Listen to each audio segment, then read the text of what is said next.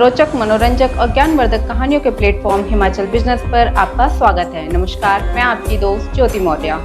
आज कहानी राजा बाणभट्ट की, जिन्होंने कांगड़ा से इच्छाभेदी बाण चलाकर चीन के 3 दुर्ग कर दिए थे नष्ट।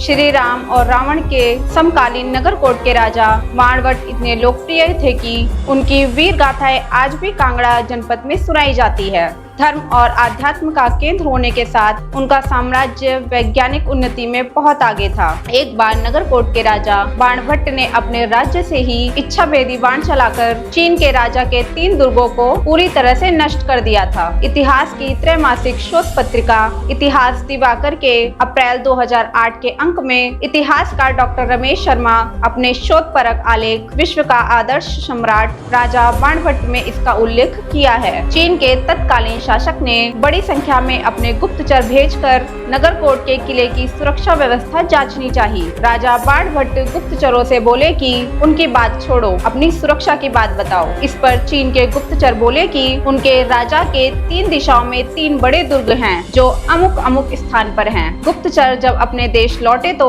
उन्हें हैरत हुई कि जिस दिन उनकी राजा बाणभट्ट से जिन 3 दुर्गों की बात हुई थी, उसी दिन तीनों दुर्गों पर इच्छाभेदी बाण से बाण वर्षा हुई थी और उन्हें पूरी तरह से ध्वस्त कर दिया गया था। अपनी हाथ की कमाई का दान। एक बार एक सन्यासी राजा बाणभट्ट के महल में आया।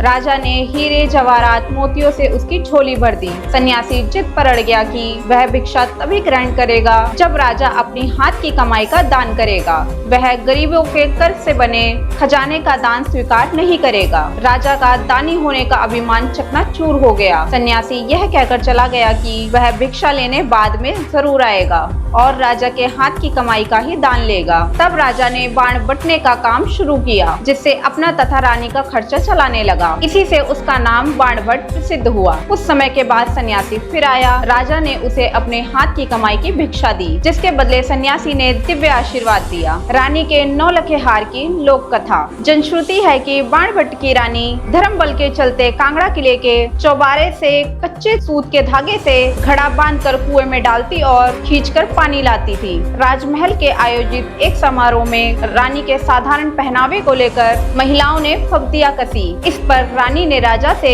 आभूषण उपलब्ध कराने का हठ किया। राजा ने रानी को बहुत समझाया, लेकिन वह हठ पर कायम रही। राजा ने अपने मित्र रावण से मदद मांगी। ऐसा भी माना जाता है कि 9 लखा हार बनाने के लिए राज्य के 9 लाख परिवारों पर एक पैसा कर लगाया गया। रानी हार पहनकर बहुत खुश हुई। अगली सुबह जब सूत से बांधकर घड़ा कुएं में डुबोया तो सूत टूट गया। राजा ने रानी को समझाया कि यह उसके हठ का परिणाम है। इस पर रानी ने 9 लखा हार रावण को वापस भिजवा दिया। तो ये थी कहानी राजा बाणभट्ट की। ये कहानी आपको कैसी लगी, अपनी प्रतिक्रिया जरूर दें। अगर आप इस वीडियो को YouTube पर देख रहे हैं तो चैनल को सब्सक्राइब करें। अगर आप इस वीडियो को Facebook पर देख रहे हैं तो पेज को लाइक और फॉलो करें। आप हमें Instagram और Twitter पे भी फॉलो कर सकते हैं। ऐसी ही रोचक, मनोरंजक और ज्ञानवर्धक कहानियों को जानने के लिए जुड़े रहें हिमाचल बिजनेस के साथ। बहुत बहुत धन्यवाद।